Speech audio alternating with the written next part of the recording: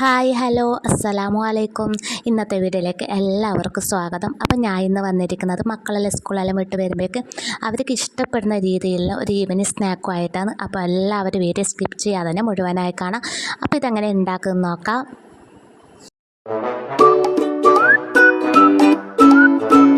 അപ്പോൾ ഈ സ്നാക്ക് ഉണ്ടാക്കാൻ വേണ്ടി ഞാൻ റവയാണ് എടുത്തിട്ടുള്ളത്. ഒരു കപ്പ് റവയാണ് ഞാൻ മിക്സിയുടെ ജാറിലേക്ക് ഇട്ട് കൊടുക്കുന്നത്. പിന്നെ അതിലേക്ക് വേണ്ടത് ഒരു 1/4 കപ്പ് പഞ്ചസാര. നിങ്ങൾക്ക് മധുരത്തിൻ്റെ അളവ് വേണമെങ്കിൽ കുറച്ചും കൂടി കൂട്ടിയെടുക്കാം.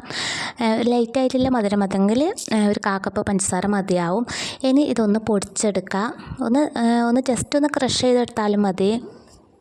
അപ്പോൾ ഇതാ ഞാനിവിടെ പൊടിച്ചെടുത്തിട്ടുണ്ട്. ഇനി ഇതിലേക്ക് 2 മുട്ടയാണ് ആവശ്യമായിട്ട് വരുന്നത്. ഇനി ഇതിലേക്ക് മുട്ട പൊട്ടിച്ചൊഴിച്ച് കൊടുക്കുന്നുണ്ട്. പിന്നെ എൻ്റെ ചാനൽ ആദ്യമായി കാണുന്ന കൂട്ടുകാരുണ്ടെങ്കിൽ ഒന്ന് സബ്സ്ക്രൈബ് ചെയ്ത് ബെല്ലൈക്കൺ എനേബിൾ ചെയ്ത് വെക്കണം. ഞാൻ ഒരുപാട് റെസിപ്പി വീഡിയോ ചാനൽ ഉൾപ്പെടുത്തിയിട്ടുണ്ട്. കാണാത്തവരുണ്ടെങ്കിൽ ഒന്ന് പോയി കാണാൻ സപ്പോർട്ട് ചെയ്യുക. ഫാമിലിക്കും ഫ്രണ്ട്സിനും ഒന്ന് ഷെയർ ചെയ്ത് കൊടുക്കുക. പിന്നെ ഇതിലേക്ക് 2 ടേബിൾ സ്പൂൺ സൺഫ്ലവറിൻ്റെ ഓയിലാണ് ഒഴിച്ച് കൊടുക്കുന്നത്. ഇനി ബട്ടറാണ് നിങ്ങളെ കയ്യിലില്ലെങ്കിൽ ബട്ടർ ഇട്ട് കൊടുത്താലും മതി. മധുരം ബാലൻസ് ചെയ്യാൻ വേണ്ടിയിട്ട് ഒരു 1/4 ടീസ്പൂൺ ഉപ്പും കൂടി ചേർത്ത് കൊടുക്കുന്നുണ്ട്. പിന്നെ അതിലേക്ക് 1/4 കപ്പ് തണുപ്പില്ലാത്ത പാലും കൂടി ഒഴിച്ച് കൊടുക്കുന്നുണ്ട്. ഇനി ഇതെല്ലാം കൂടിയിട്ട് ഒന്ന് മിക്സിയിൽ അടിച്ചെടുത്തിട്ട് വരണം. ഇത് നല്ലൊരു ഹെൽത്തി സ്നാക്കാണ്. അധികം ഓയിലൊന്നും വേണ്ട. നമ്മൾ ആവിയിൽ വേവിച്ചെടുക്കുന്നതാണ്. അപ്പോൾ മക്കൾക്കെല്ലാം അവർക്കെല്ലാം ഒരുപാട് ഇഷ്ടാവുകയും ചെയ്യും. നമ്മൾ എപ്പം ബിസ്ക്കറ്റും ഇതും കൊടുക്കുന്നത് ഇങ്ങനെയൊക്കെ ആക്കി കൊടുത്താൽ അവർക്കൊരു വെറൈറ്റി സ്നാക്ക് തന്നെയാണ്. കഴിക്കാനും നല്ല ടേസ്റ്റിയാണ്. ഫൈനായിട്ട് അടിച്ചെടുത്തിട്ടുണ്ട്. ഇതൊരു പാത്രത്തിലേക്ക് മാറ്റി കൊടുക്കുന്നുണ്ട്.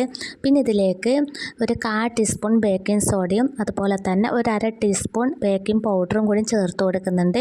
ഇനി ഇതെല്ലാം കൂടി ഒന്ന് മിക്സാക്കി കൊടുക്കണം. അതുപോലെ തന്നെ ഒരു ഫ്ലേവറിന് വേണ്ടിയിട്ട് ഏലക്കപ്പൊടിയും കൂടി ചേർത്ത് കൊടുക്കാം.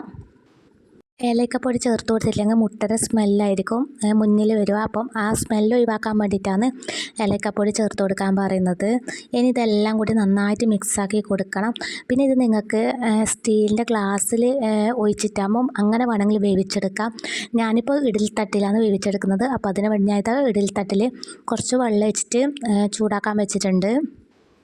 ഇനി ഇതൊരു നോൺ സ്റ്റിക്കിൻ്റെ പാത്രത്തിൽ വെച്ചിട്ട് ഒരുമിച്ച് വേവിച്ചെടുക്കുന്നെങ്കിൽ അങ്ങനെയും ചെയ്തെടുക്കാം.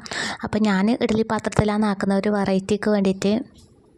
ബേക്കിംഗ് സോഡയും ബേക്കിംഗ് പൗഡറെല്ലാം എല്ലായിടത്തും ഒരുപോലെ ആകുന്ന പോലെ തന്നെ അതൊന്ന് മിക്സാക്കി കൊടുക്കണം നന്നായിട്ട്. പിന്നെ ഇതാ ഇഡ്ഡലി പാത്രത്തിൽ വെള്ളം തിളച്ച് വന്നിട്ടുണ്ട്. ഇനി ഇതിലേക്ക് ഞാൻ ഒഴിച്ചു കൊടുക്കുന്നുണ്ട്.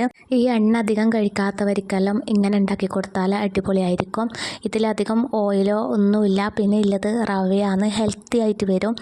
അപ്പോൾ ഇതിൽ നിങ്ങൾക്ക് സൺഫ്ലവറിൻ്റെ ഓയിൽ അത് ഒഴിവാക്കണമെങ്കിൽ അത് ഒഴിവാക്കി കൊടുത്താൽ മതി. പക്ഷേ കുറച്ചും കൂടി സൺഫ്ലവറിൻ്റെ ഓയിൽ ചേർക്കുമ്പോഴാണ് കുറച്ചും കൂടി സ്പോഞ്ചായിട്ട് കിട്ടൽ. അതിന് വേണ്ടിയിട്ടാണ് ഓയിൽ ചേർത്ത് കൊടുക്കുന്നത്.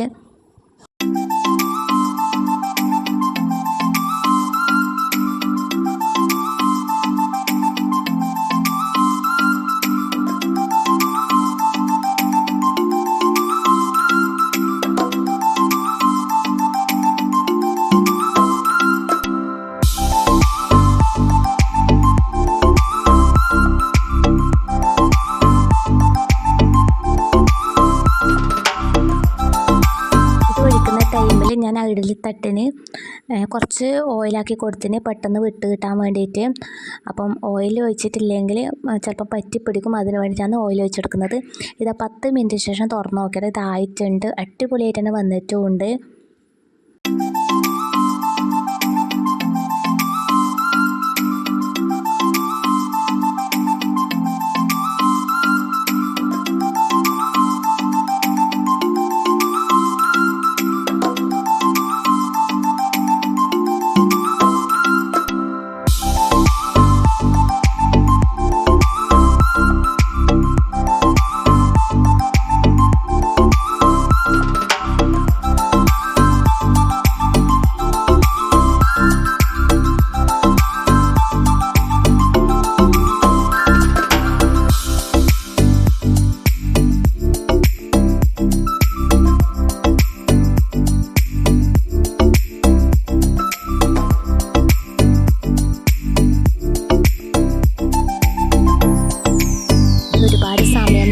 ആക്കിയെടുക്കാൻ വേണ്ടിയിട്ട് പെട്ടെന്ന് തന്നെ ആയി കിട്ടുന്നുണ്ട്.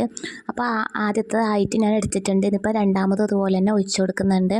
നമ്മളിപ്പോൾ ആരെങ്കിലും പെട്ടെന്ന് വീട്ടിലെല്ലാം വിരുന്ന് വന്നാലേ ഇപ്പം നമ്മളെ വീട്ടിലൊന്നുമില്ലെങ്കിൽ പെട്ടെന്ന് ഇങ്ങനെ ഒന്ന് ആക്കിയെടുത്താൽ മതി. പിന്നെ ഇത് ഇഡ്ഡലി പാത്രത്തിൽ നിങ്ങൾ ഒഴിക്കുന്നില്ലെങ്കിൽ സ്റ്റീലിൻ്റെ ഗ്ലാസ്സിൽ ഒഴിച്ചിട്ട് അങ്ങനെ വേവിച്ചെടുത്താലും മതി. ഇതുപോലെ ട്രൈ ചെയ്യാത്തവരുണ്ടെങ്കിൽ എന്തായാലും ഒരു പ്രാവശ്യം ഉണ്ടാക്കി നോക്കണം. നല്ല ടേസ്റ്റിയാണ് കഴിക്കാൻ വേണ്ടി. നമ്മൾ ഒരു പ്രാവശ്യം ഇത് ഉണ്ടാക്കി കഴിച്ചാൽ നമുക്ക് വീണ്ടും വീണ്ടും ഉണ്ടാക്കി കഴിക്കാൻ തോന്നുന്ന റെസിപ്പിയും കൂടിയാണ്. പിന്നെ മഴയുള്ള കാരണം വീഡിയോ കുറച്ച് ക്ലാരിറ്റി കുറവാണ്. അപ്പം നല്ല ഇരുട്ടാണ്, കറണ്ട് വരവും പോക്കുമെല്ലാമാണ്. അപ്പം വീഡിയോ ഒക്കെ ചെറിയൊരു പ്രശ്നമുണ്ട് അതിൻ്റെ.